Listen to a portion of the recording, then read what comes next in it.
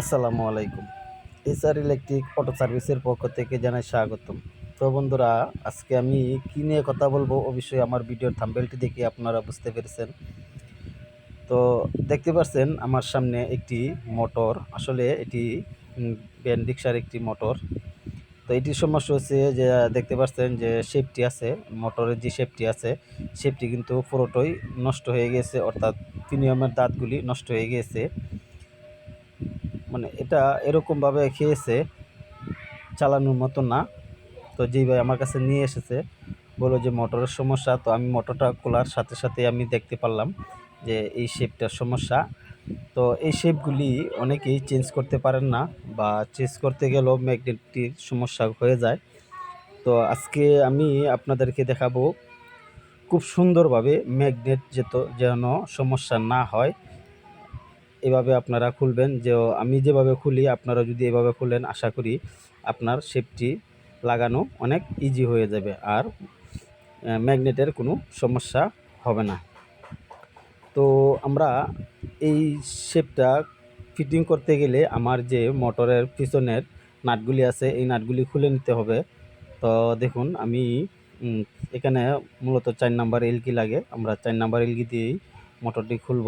দেখুন আমি 4 নাম্বার এলকি দিয়ে মোটরের নাটগুলি খুলে নিতেছি। তো এই ফাঁকে আরেকটি কথা না বললেই ন, যদি আমার চ্যানেলটি দেখে আপনাদের একটু ভালো লেগে থাকে অবশ্যই আমার চ্যানেলটিকে সাবস্ক্রাইব করে দিবেন, আর পাশে থাকা বেল আইকনটি বাজিয়ে দিবেন। লাইক শেয়ার কমেন্ট করতে ভুলবেন না। আর যাদের নিত্য নতুন ভিডিওর প্রয়োজন, যে যার যেরকম ভিডিওর প্রয়োজন অবশ্যই আমার কমেন্ট বক্সে জানিয়ে দিবেন, আমি সেরকম ভিডিও বানিয়ে আপনাদেরকে দেওয়ার চেষ্টা করব ইনশাআল্লাহ।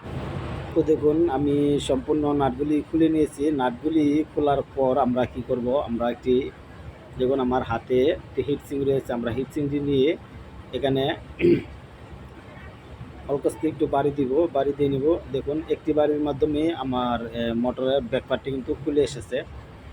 তো মোটরের ব্যাকপার্টটি খোলার পর আমাদের কাজ হবে আমার যে ম্যাগনেটটি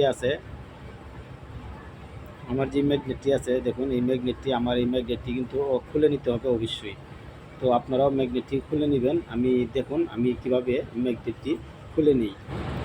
তো বন্ধুরা দেখুন আমি কিন্তু একটি পাইপ নিয়ে নিয়েছি। আমি এই পাইপটির ভিতরে ম্যাগনেটের একটি অংশ ঢুকিয়ে দিয়ে তারপরে আমি আস্তে করে একটু চাপ দেবো। দেখুন আমি কিন্তু এই যে দেখুন আমি পাইপের ভিতরে ঢুকিয়ে দিলাম, যে কারণ আপনারা এর নিচের দিকে একটু চাপ দিলে সুন্দরভাবে আমার ম্যাগনেটটি বের হয়ে আসবে। তো দেখুন আমার ম্যাগনেটটি কিন্তু বের হয়ে এসেছে।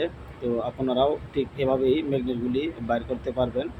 আর এখানে যদি আপনারা বাড়ি দিতে যান তাহলে কিন্তু এই চুম্বকগুলি ভেঙে যাওয়ার সম্ভাবনা থাকে। তো এই বাড়ি দেওয়ার কাজগুলি করবেন না। বাড়ি দিলে দেখা গেছে এই চুম্বকগুলি ফেটে যেতে পারে। তো চুম্বকগুলি ফেটে যায় তো আপনারা অবশ্যই বিপদের সম্মুখীন হয়ে যাবেন। তো দেখতে পাচ্ছেন আমি চুম্বকটি খোলার জন্য একটি কাঠ নিয়ে নিয়েছি। এখন আমি এই খাটের উপরে রেখে এটাকে অল্পস্তে আমি জাকি দিব, অর্থাৎ আছাড় দিব, যেটাই বলেন। আমরা এই মাথাটা এখানে রাখবো, রেখে আছাড় দেব।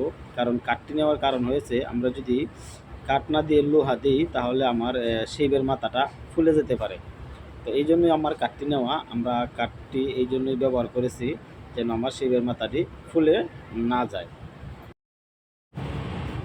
তো বন্ধুরা দেখুন আমি একটি হাতে ন্যাকড়া নিয়ে নিয়েছি। আমরা একটু ন্যাকড়া দিয়ে ধরে এটাকে কি করব, এটাকে এভাবে কাঠের উপরে আমরা আছাড় দেব। তো দেখুন আমি এভাবে আছাড় দিতেছি, আস্তে আস্তে আপনারাও আছাড় দিবেন। তো দেখবেন একদম সুন্দরভাবে এটা আপনার হাতের কাছে খুলে চলে আসবে। এত প্রেশার দেওয়ার কোনো প্রয়োজন নাই। আপনারাও এই খুব সুন্দরভাবে আস্তে ধীরে কাজগুলি করবেন। এই কাজগুলি আসলে করতে গেলে অনেক ধৈর্যের প্রয়োজন, আস্তে ধীরে করবেন। তো দেখুন এখানে আমার একটু মাথা রয়েছে। এখন আমরা এটাকে কি করব, আমরা এটাকে লোহার সাহায্যে বা হাতুড়ির সাহায্যে আস্তে আস্তে বাড়ি দিব। তো বন্ধুরা দেখতেই পারছেন আমি একটা লোহার টুকরা নিয়ে নিলাম এবং পাইপের উপরে গিয়ে দেখুন আস্তে আস্তে বাড়ি দিলাম। তো দেখুন আমার শেপটি কিন্তু সুন্দরভাবে বের হয়ে এসেছে। আমার ম্যাগনেটটি কিন্তু একদম সুন্দরভাবে বের হয়েছে। এভাবে যদি আপনারা খুলেন অবশ্যই আপনার চুম্বকের বা আপনার যে কুর আছে কুরের কোনো রকম সমস্যা হবে না। দেখুন আমি যে খুলেছি আমার কিন্তু এই ম্যাগনেটে কোনো রকম আঘাত লাগেনি। তো আপনারাও যদি এভাবে খুলেন তাহলে আপনাদের ম্যাগনেটেও কোনো আঘাত লাগবে না। আর তো শেপটি খোলার পর আমরা আরেকটি নতুন শেপ এটাতে লাগাবো। অবশ্যই আপনাদেরকে আমি ওই ভিডিওটাও দেখাবো। তো আপনারা যদি আমার ওই ভিডিওটা দেখতে চান অবশ্যই আমার চ্যানেলটিকে সাবস্ক্রাইব করে দিবেন আর পাশে থাকা বেল আইকনটি বাজিয়ে দিবেন। লাইক শেয়ার কমেন্ট করতে ভুলবেন না। তো এই ছিল আজকের ভিডিও। সবাই ভালো থাকবেন, সুস্থ থাকবেন। আসসালামু আলাইকুম।